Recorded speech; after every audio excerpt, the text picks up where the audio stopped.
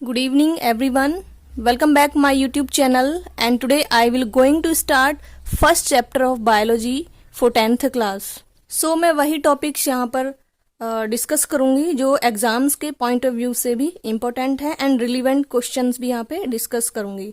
Okay so friends, आज का first chapter है लाइफ प्रोसेसेस. यहाँ पर आप देख सकते हैं जो बायोलॉजी का फर्स्ट चैप्टर है वो है लाइफ प्रोसेसेस. दोस्तों, लाइफ प्रोसेसेस का मतलब होता है, लाइफ का मतलब होता है जीवन या फिर जीवित, एंड प्रोसेस का मतलब है प्रक्रियाएं, यानी कि जीवन से रिलेटेड प्रक्रियाएं, हमारे जीवन से रिलेटेड प्रक्रियाएं, यानी कि हमारे जीवन में कौन कौन सी डेली लाइफ में कौन कौन सी प्रक्रियाएं होती हैं जिनकी वजह से हमारा जो जीवन है वो मेंटेन बना हुआ है पृथ्वी पर. मतलब जो लाइफ में, हमारे लाइफ में जो भी प्रोसेस, जो भी प्रक्रियाएं होती हैं डेली लाइफ में, उसको बोलेंगे life processes. Okay, so let's proceed about life processes. दोस्तों, लाइफ प्रोसेस का मतलब होता है जो हमारे जीवन में होने वाली प्रतिदिन की प्रक्रियाएं हैं, लाइक सांस लेना, चलना फिरना, वृद्धि करना, पाचन क्रिया, एक्सक्रीशन, उत्सर्जन, ये सभी फंक्शंस किस में आते हैं? हमारे लाइफ में. ओके, और अगर ये फंक्शंस नहीं होंगे तो इनके बिना हमारा जो लाइफ है वो इनकम्प्लीट है. सो फ्रेंड्स, हम कह सकते हैं जो लाइफ प्रोसेस की जो डेफिनेशन है, in which the living organism performs many activities और functions to maintain their life on earth is called life processes. मतलब जो जीव जंतु होते हैं वो परफॉर्म करते हैं मैनी एक्टिविटीज और functions to maintain their life, मतलब अपनी लाइफ को बनाने के लिए, मेंटेन करने के लिए पृथ्वी पर बहुत सारी एक्टिविटीज, फंक्शंस करते हैं, जिसको बोलते हैं हम लाइफ प्रोसेसेस. ओके, तो वो जो लाइफ में होने वाली प्रोसेसेस हैं, जो प्रक्रियाएं, वो कौन कौन सी हैं? सच एज मोमेंट का मतलब होता है चलना फिरना, मतलब जितने भी लिविंग ऑर्गेनिज्म हैं वो चल फिर सकते हैं. ओके, मोमेंट कर सकते हैं. रेस्पिरेशन मतलब सांस लेना. डाइजेशन मतलब पाचन तंत्र, पाचन क्रिया. रिप्रोडक्शन प्रजनन तंत्र. ग्रोथ वृद्धि, एंड एक्सक्रीशन मतलब उत्सर्जन. ओके दोस्तों, ये सभी जो फंक्शंस होते हैं, एक्टिविटीज होती हैं, ये सभी किसमें पाई जाती हैं? लिविंग ऑर्गेनिज्म में. ये किसमें पाई जाती हैं? लिविंग ऑर्गेनिज्म में. दोस्तों, क्या ये सभी एक्टिविटीज, ये सभी फंक्शंस नॉन लिविंग्स में पाए जाते हैं? नहीं. नॉन लिविंग मोमेंट नहीं कर सकते, या एनिमल्स की तरह जो नॉन लिविंग्स हैं वो मोमेंट नहीं कर सकते, यानी चल फिर नहीं सकते. रेस्पिरेशन नहीं कर सकते, सांस नहीं ले सकते. पाचन क्रिया नहीं हो सकती. रिप्रोडक्शन नहीं हो सकता. ग्रोथ वृद्धि नहीं हो सकती. एक्सक्रीशन नहीं हो सकता. ओके, तो इसलिए उनको क्या बोलेंगे? Non living. नॉन लिविंग का मतलब है जो सांस नहीं लेते.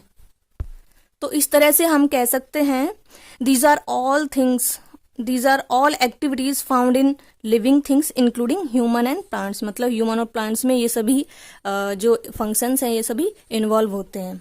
ओके, तो ये सभी फंक्शन किस में नहीं हो सकते? नॉन लिविंग्स में. ओके, नॉन लिविंग किसे कह सकते हैं? They can not move, they can not reproduction and digestion, respiration etcetera. तो फ्रेंड्स, क्वेश्चन ये आता है कि क्या प्लांट्स मूवमेंट करते हैं? यस और नो? तो हम कह सकते हैं यस, बट हाउ? दोस्तों, प्लांट्स ह्यूमन की तरह चल फिर नहीं सकते, बट ये मूव कर सकते हैं. ये एक जगह फिक्स रहते हैं, बट ये मूवमेंट करते हैं. अगर आपने कभी नोटिस किया हो, जैसे आपका एक प्लांट है, सनफ्लावर का प्लांट है, अगर आपने कभी नोटिस किया हो तो जैसे ही सनलाइट की डायरेक्शन जहां पर होती है वो प्लांट वैसे ही उधर की साइड ही मूवमेंट करने लगता है. और अगर वो स्ट्रेट फॉरवर्ड है तो इसका मतलब सनलाइट उसके जस्ट ऊपर है. इसी प्रकार रूट्स कहाँ पर मूवमेंट करेंगी? जहां पर वाटर की अवेलेबिलिटी ज्यादा होगी, रूट्स वहीं पर मूवमेंट करेंगी. ओके, एंड आपने देखा होगा जो क्लाइंबिंग प्लांट्स हैं, जैसे आपकी जो बेल हो जाती हैं, वो किसी दूसरे स्टेट जो प्लांट होते हैं उनकी सपोर्ट से वो ऊपर चढ़ जाते हैं, उनके टॉप पर चले जाते हैं. क्यों? क्योंकि उन्हें किसकी जरूरत होती है? सनलाइट की उन्हें ज़्यादा ज़रूरत होती है, क्योंकि उन्हें एनर्जी चाहिए और एनर्जी के लिए वो सनलाइट को एब्जॉर्ब करते हैं। उसके लिए किसकी सपोर्ट से ऊपर चढ़ते हैं? प्लांट्स की सपोर्ट से। ओके, तो ये भी एक तरह से मूवमेंट हो जाता है, तो वो क्या कर रहे हैं? मूवमेंट कर रहे हैं। इसी प्रकार अदर एग्जाम्पल है मिमोसा पुडिका, मतलब एक छुई मुई का प्लांट होता है मिमोसा पुडिका, वो उसमें भी मूवमेंट होता है। कैसे? अगर आप उसको इस तरह से टच करोगे तो उसकी जो लीव्स होती हैं वो कैसी होती हैं? कॉन्ट्रैक्ट होने लगती हैं। ओके, जैसे ही उसको छोड़ देते हैं तो वो कैसी हो जाती हैं? फिर से एक्सटेंड हो जाती हैं। ओके, तो वो भी एक तरह का मूवमेंट में ही आ जाता है। ओके, इस तरह से हम कह सकते हैं जो प्लांट्स हैं वो मूवमेंट कर सकते हैं, मूव कर सकते हैं। Okay friends, it is clear what is life process. Okay, अब लाइफ प्रोसेसेस की जो एक्टिविटीज हैं इनको इनके लिए, इनकी एक्टिविटीज को पूरा करने के लिए, कंप्लीट करने के लिए एनर्जी की जरूरत होती है। ओके, जैसे व्हीकल को चलाने के लिए एक फ्यूल की जरूरत होती है, जैसे like petrol and diesel. Petrol diesel उसका फ्यूल हो जाता है जिससे उसे एनर्जी प्रोवाइड होती है। ठीक उसी प्रकार हमारी बॉडी यानी कि जो लिविंग ऑर्गेनिज्म होते हैं उनके अंदर जो लाइफ प्रोसेसेस होते हैं, एक्टिविटी होती है, उनको चलाने के लिए, उनको एक्टिव करने के लिए एनर्जी की रिक्वायरमेंट होती है। वो कहाँ से मिलती है? फूड से। कहाँ से मिलती है वो? फूड से। तो हम कह सकते हैं living organism intake the food for energy, perform many activity. मतलब जो फूड होता है, न्यूट्रिशन एक प्रोसेस होता है फूड को लेने के लिए। मतलब nutrition is a process of intake of nutrient. Nutrients किसे कहते हैं? Carbohydrates, vitamin, fat, minerals etc. ये जितने भी न्यूट्रिएंट्स होते हैं इनको लेने का एक प्रोसेस है जिसको बोलते हैं न्यूट्रिशन। ठीक है, by an organism and utilise of these nutrients by the organism. मतलब जो लिविंग ऑर्गेनिज्म होते हैं उनको अपने अंदर जितने भी एक्टिविटीज होती है उनको मेंटेन करने के लिए, उनको चलाने के लिए एनर्जी की रिक्वायरमेंट होती है। और वो एनर्जी कहाँ से मिलती है? फूड से। और फूड से हमें क्या मिलता है? कार्बोहाइड्रेट, विटामिन, फैट, मिनरल्स, जिसको हम न्यूट्रिएंट बोलते हैं। और ये जो मिनरल्स, न्यूट्रिएंट, कार्बोहाइड्रेट जिनको हम लेते हैं उस प्रोसेस को बोलेंगे न्यूट्रिशन। ओके, मतलब हमने फूड लिया, इंगेस्ट किया, ठीक है, लेने के बाद उसको डाइजेस्ट किया और डाइजेस्ट करने के बाद क्या होता है? उस फूड को एब्जॉर्ब किया जाता है। एब्जॉर्ब मतलब हमारे अंदर की जो मशीनरी होती है, जो भी सेल्स होती हैं, वो कार्बोहाइड्रेट, विटामिन एंड मिनरल्स को एब्जॉर्ब कर लेते हैं। उसके बाद हमें एनर्जी मिलती है। ओके, और जो अनडाइजेस्ट मटेरियल होता है उसको क्या कर दिया जाता है? उसको बॉडी से एक्सक्रीट कर दिया जाता है, एक्सपेल कर दिया जाता है, बॉडी से बाहर कर दिया जाता है। तो बात आती है जो एनर्जी मिलती है, जो हम न्यूट्रिशन लेते हैं उसके भी कई तरीके होते हैं जिसको बोलते हैं modes of nutrition. Modes of nutrition मतलब, मोड्स का मतलब होता है to obtain the food. Food को लेने का तरीका, फूड को किस तरीके से हम ले सकते हैं। How obtain the food by an organism, तो उसको क्या बोलेंगे? Modes of nutrition. तो ये भी 2 टाइप्स का होता है। First one is autotrophic, second है हेट्रोट्रॉफिक। ओके, तो यहाँ पर बात करते हैं हम ऑटोट्रॉफिक की। ऑटोट्रॉफिक का मतलब क्या होता है? ऑटो मीन्स होता है सेल्फ और ट्रॉप्स मतलब होता है न्यूट्रिशन या फिर फूड। न्यूट्रिशन यानी कि सेल्फ न्यूट्रिशन। सेल्फ न्यूट्रिशन का मतलब हो गया जो अपना न्यूट्रिशन खुद ही सिंथेसाइज करे, खुद ही बनाए, मतलब अपना भोजन स्वयं बनाए।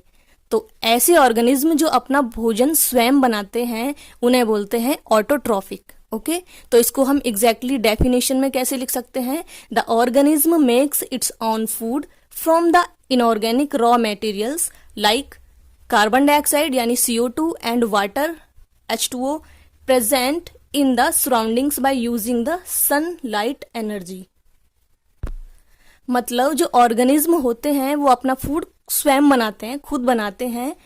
किसको यूज करके? कुछ रॉ मटेरियल्स होते हैं जैसे CO2, कार्बन डाइऑक्साइड, वाटर। मतलब ऐसे ऑर्गेनिज्म जो अपना भोजन स्वयं बनाते हैं, किसकी प्रेजेंस में? कार्बन डाइऑक्साइड एंड वाटर की प्रेजेंस में। और जो सनलाइट होती है एंड सनलाइट एनर्जी को यूटिलाइज करके जो अपना भोजन सिंथेसाइज करते हैं, ऐसे ऑर्गेनिज्म को कहते हैं autotrophic modes of nutrition. Okay, तो इसका बेस्ट एग्जाम्पल है ग्रीन प्लांट्स। ग्रीन प्लांट्स यहाँ पर आप देख सकते हैं। जो ग्रीन प्लांट्स होते हैं केवल यही ऑटोट्रॉफिक होते हैं, एंड कुछ ऑटोट्रॉफिक बैक्टीरिया भी होते हैं। जो प्लांट्स होते हैं इनमें ग्रीन पिगमेंट होता है जिसका नाम होता है क्लोरोफिल। इसी ग्रीन पिगमेंट की वजह से, क्लोरोफिल की वजह से जो प्लांट्स होते हैं ये सनलाइट को एब्जॉर्ब करते हैं। ओके, और अगर हम अदर वर्ड्स में बोलें कि जो ऑर्गेनिज्म होते हैं वो अपना फूड स्वयं बनाते हैं in presence of CO2, water and chlorophyll and sunlight. इन चारों कंपोनेंट्स की उपस्थिति में जब प्लांट्स अपना भोजन स्वयं बनाते हैं तो इस प्रोसेस को कहते हैं फोटोसिंथेसिस। क्या बोलेंगे? फोटोसिंथेसिस, यानी कि प्रकाश संश्लेषण। ओके, नेक्स्ट आते हैं सेकंड मोड ऑफ न्यूट्रिशन है हेटरोट्रॉफिक न्यूट्रिशन। यहाँ पे बात की थी हमने ऑटोट्रॉफिक न्यूट्रिशन, जो ऐसे ऑर्गेनिज्म जो अपना भोजन स्वयं बनाते हैं। बट कुछ ऐसे ऑर्गेनिज्म होते हैं जो ऑटोट्रॉप्स पर डिपेंड होते हैं अपने भोजन के लिए, मतलब अपना भोजन वो स्वयं नहीं बनाते, तो इसको हम कह सकते हैं हेट्रो मीन्स अदर्स, ट्रॉप्स मतलब न्यूट्रिशन या फिर फूड, तो इसको बोल सकते हैं अदर्स न्यूट्रिशन, यानी दूसरों से लिया गया न्यूट्रिशन। तो इसको हम इसकी डेफिनेशन कैसे लिख सकते हैं? Those organism which can not make their food from inorganic substance like CO2 and water, यानी कि carbon dioxide and water, and depend on other organism for their food. मतलब ऐसे ऑर्गेनिज्म जो अपना भोजन स्वयं नहीं बना सकते फ्रॉम इनऑर्गेनिक सब्सटेंस, मतलब CO2 वाटर लेके वो अपना भोजन स्वयं नहीं बना सकते, एंड डिपेंड होते हैं, दूसरों पर निर्भर होते हैं अपने भोजन के लिए। तो उसके जो बेस्ट एग्जाम्पल हैं, जितने भी एनिमल्स आते हैं वो सभी किस में आते हैं? हेटरोट्रॉप्स में। Okay, yeast, fungi, okay, bacteria है, ETC और भी हो सकते हैं, तो ये सब किस में आते हैं? हेटरोट्रॉप्स में। ओके, तो फ्रेंड्स यहाँ पर हमने ऑटोट्रॉप्स को एक्सप्लेन किया है with the help of diagram. You can see here, यहाँ पर आप देख सकते हैं जो ऑटोट्रॉप्स होते हैं यानी कि ग्रीन प्लांट्स, ये क्या करते हैं? सनलाइट को एब्जॉर्ब करते हैं। यहाँ से ये सनलाइट को एब्जॉर्ब करते हैं किसकी प्रेजेंस में? क्लोरोफिल की प्रेजेंस में, क्योंकि इनमें क्लोरोफिल यानी कि ग्रीन पिगमेंट प्रेजेंट होता है। उसके बाद CO2 एटमॉस्फेयर से लेते हैं, यानी कि कार्बन डाइऑक्साइड ये एटमॉस्फेयर से लेते हैं, वाटर लेते हैं सॉइल से, एंड इसमें इनमें ऑलरेडी क्या होता है? ग्रीन पिगमेंट क्लोरोफिल होता है। इनकी प्रेजेंस में ये क्या बनाते हैं? फूड का सिंथेसाइज करते हैं, और क्या रिलीज करते हैं? ऑक्सीजन, यानी कि ये हमें ऑक्सीजन प्रोवाइड करते हैं, और CO2 ये खुद लेते हैं। ओके, तो ये अपना जो भोजन है ये खुद बनाते हैं, इसलिए इन्हें क्या बोलेंगे? ऑटोट्रॉफिक मोड ऑफ न्यूट्रिशन, यानी कि ऑटोट्रॉप्स। ओके, ऑटोट्रॉप्स का बेस्ट एग्जाम्पल क्या है? Green plants. ओके, अब बात करते हैं हेटरोट्रॉप्स मोड ऑफ न्यूट्रिशन की। जो हेटरोट्रॉप्स होते हैं ये सभी एनिमल्स होते हैं। ओके, हेटरोट्रॉप्स को 3 टाइप्स में डिवाइड किया गया है। जो पहला टाइप है वो होता है सेप्रोफाइटिक न्यूट्रिशन, यानी कि सेप्रोफाइट। सेप्रोफाइट क्या होता है?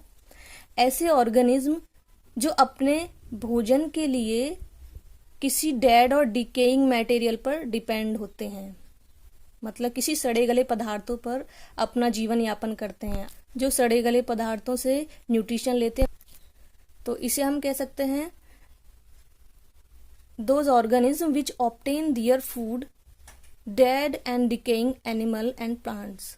ऐसे ऑर्गेनिज्म जो भोजन लेते हैं किससे? डेड एंड डिकेइंग, यानी कि सड़े गले पदार्थों से या मृत पदार्थों से, एनिमल्स या प्लांट्स से। ओके, जो मर चुके हैं या सड़ चुके हैं।